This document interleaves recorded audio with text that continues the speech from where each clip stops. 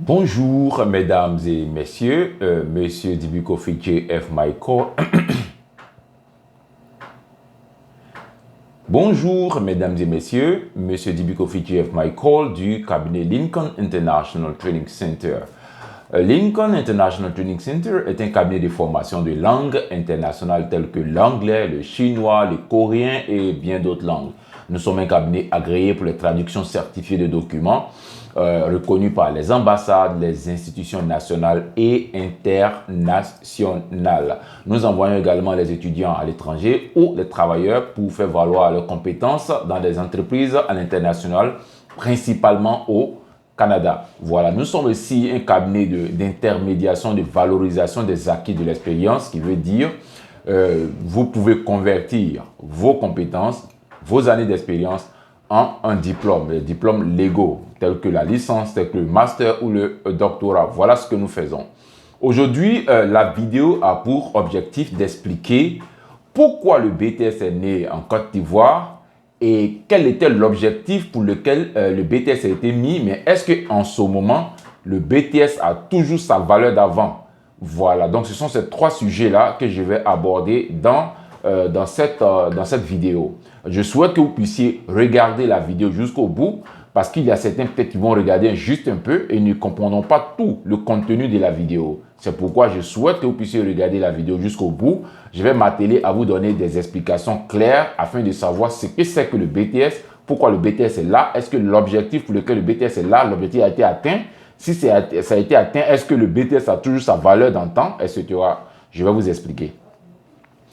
En fait, auparavant en Côte d'Ivoire, depuis l'indépendance jusqu'à un certain moment, la Côte d'Ivoire était un pays qui était régi par des entreprises publiques. En tout cas, beaucoup plus par des entreprises publiques. Parce que l'État avait sa main mise sur toutes les entreprises. De sorte que le système éducatif aussi allait dans ce sens. Lorsque tu es en troisième, que tu as eu le BEPC, tu peux commencer directement par un concours de la fonction publique, t'intégrer dans la fonction publique et travailler.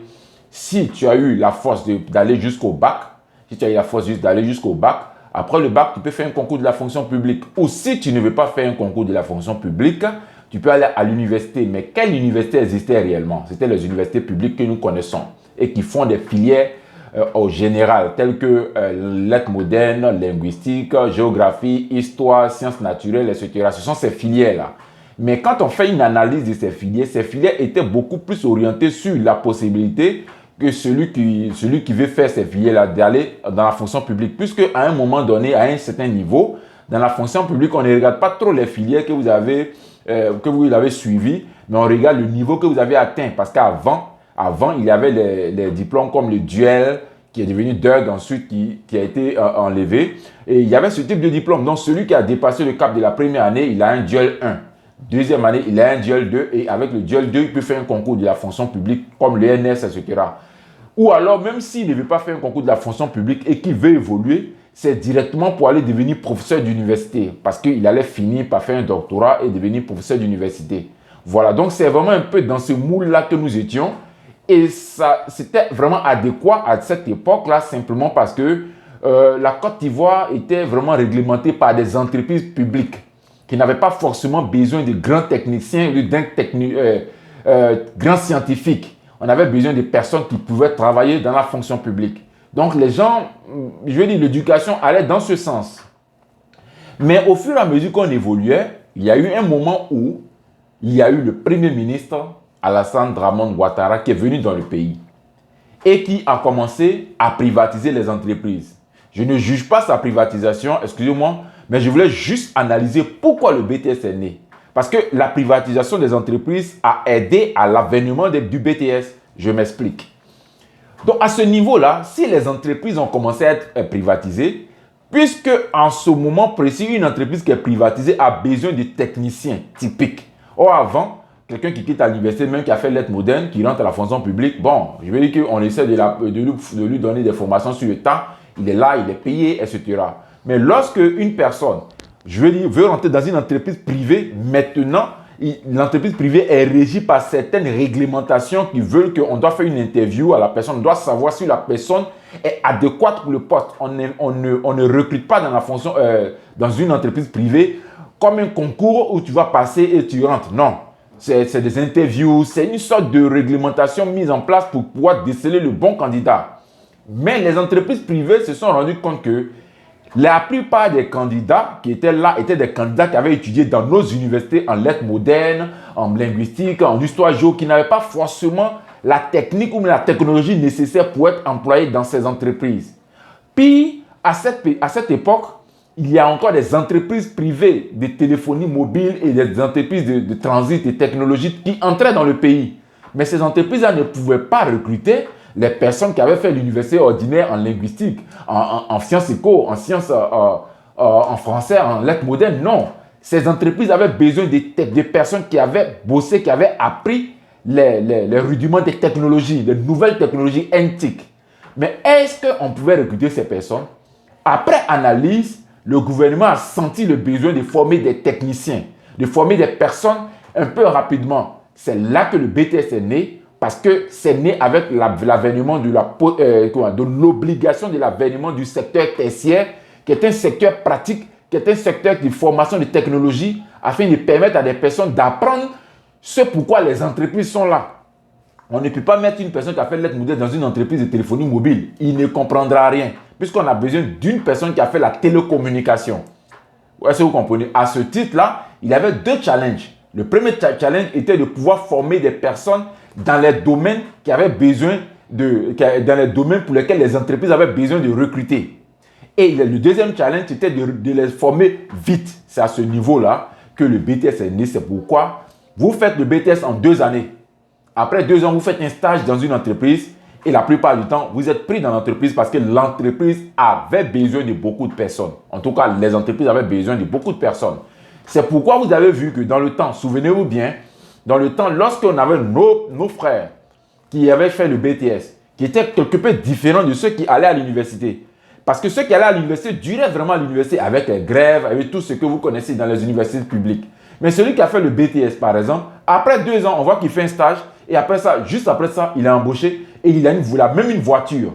Alors que celui qui est rentré à l'université, normalement, ils ont eu le bac en même année. Mais l'autre a décidé de rentrer à l'université normale pour aller faire peut-être un cursus universitaire en bonne et due forme, duel, licence, et puis maîtrise, et puis doctorat. Mais l'autre a choisi le chemin du BTS. Mais bizarrement, après 2 ans, on voit que l'autre encore en première année, celui qui a choisi le chemin de l'université normale, et on voit que celui qui a le BTS, il a un stage, il a même un emploi un peu rapide parce qu'à cette époque-là, puisque c'est maintenant que le BTS était né et que c'est maintenant que les entreprises étaient là, donc il y avait beaucoup de recrutement. Donc les entreprises essayaient de se disputer même les personnes qui avaient le BTS.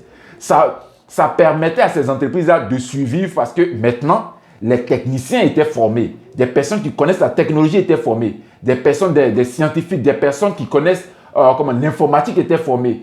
En tout cas, ceux qui n'étaient pas des personnes littéraires ou des formations de filières vagues étaient formés. Des formations thématiques, ceux-là étaient formés. Des formations de marketing, ressources humaines, etc. Donc, après 2 ans, beaucoup de jeunes travaillaient.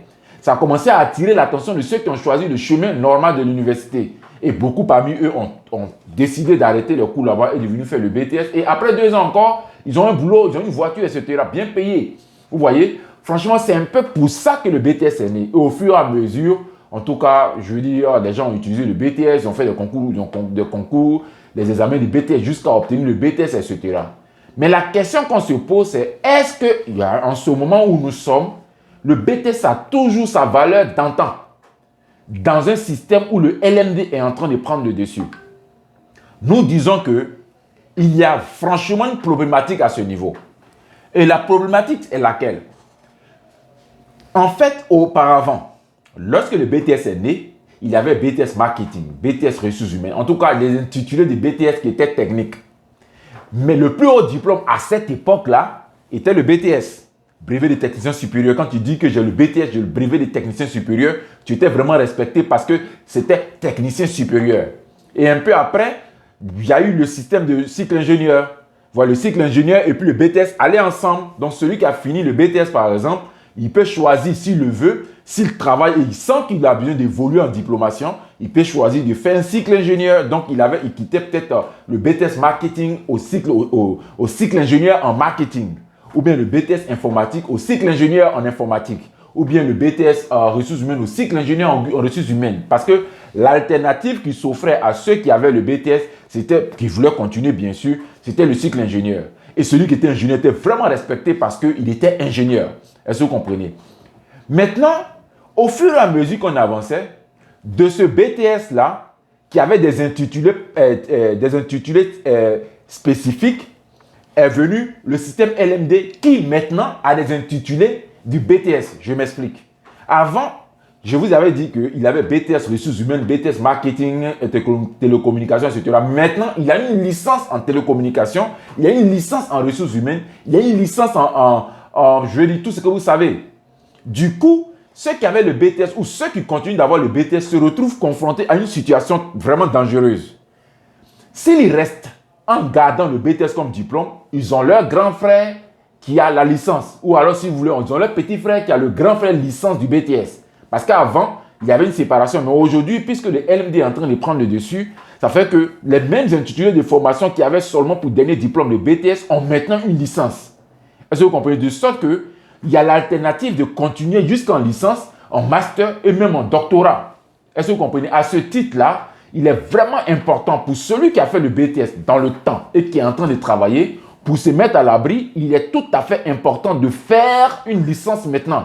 Parce que son niveau de BTS qu'il avait avant, ou l'intitulé qu'il avait avant, n'a plus que le BTS comme dernier diplôme. Mais maintenant, il y a une licence même qui vient s'ajouter sur ce BTS avec les mêmes intitulés. Si une entreprise veut vous embaucher et qu'il y a quelqu'un qui a le BTS et qu'il y a quelqu'un qui a une licence dans la même spécialité, naturellement, il va s'intéresser à celui qui a une licence dans la même spécialité. Donc, celui qui n'a pas encore fini le BTS, même si tu es en train de faire le BTS, il faut, dès que tu finis, commence à songer faire une licence. Parce que le BTS n'aura peut-être plus sa valeur dans le temps parce que le système LMD est en train de prendre le dessus. Donc, le BTS sera un peu plus faible, un peu affaibli par rapport à la présence de la licence, du master, du doctorat dans les mêmes intitulés qu'il n'y avait que le BTS comme dernier diplôme. Est-ce que vous comprenez? À ce titre-là, vous ne devez vraiment pas vous amuser. Donc, le BTS est né pour ça. Alors qu'il y a des personnes qui, même s'il y a une certaine évolution dans la thématique, même s'il y a une certaine évolution dans la diplomation, ils restent figés sur leur dernier diplôme BTS parce que ça leur avait donné une satisfaction dans le temps. Mais ce que ça vous a donné comme satisfaction dans le temps n'est pas forcément encore valide maintenant où nous sommes. C'est pourquoi vous devez vous réadapter, vous actualiser pour ne pas faire une grosse erreur. Je m'explique. Vous êtes rentré dans une entreprise avec le BTS et vous avez fait peut-être 10 ans dans l'entreprise, alors que pendant ces 10 ans, la diplomation a évolué. Et puisque la diplomation a évolué et que maintenant, il y a une licence dans votre filière, il y a un master dans votre filière, il y a un doctorat même dans votre filière, vous devez réfléchir. Parce que si une entreprise peut-être veut embaucher ou réembaucher ou essayer de voir un peu la diplomation des employés, oui, vous avez l'ancienneté, mais vous avez quand même un diplôme qui est moins grand que le diplôme d'un nouveau venu qui a fait une licence, un master ou un doctorat. N'est-ce pas? À ce titre-là, puisqu'il ne connaît pas vraiment la filière, parce que vous avez été ancien, vous êtes ancien dans l'entreprise, vous allez le former. Obligatoirement, parce que l'entreprise va demander à ce que vous soyez son superviseur pour le former dans le domaine. Même si vous avez un BTS, mais vous avez l'avantage de l'ancienneté. Mais si vous finissez de le former et qu'on commence à visiter les diplômes, est-ce que vous êtes sûr que cette personne ne va pas vous remplacer? Parce que dans le domaine de la diplomation, même si vous êtes ancien, il y a un diplôme qui va avec un poste. Parce qu'on ne pourra pas dire à une personne que tu es directeur de l'entreprise et puis on regarde dans son CV, on voit seulement le BTS. Ça va être un peu bizarre. Donc l'entreprise, ne voulant pas vraiment détruire son autorité, va vouloir chercher des personnes qui ont des diplômes un peu supérieurs.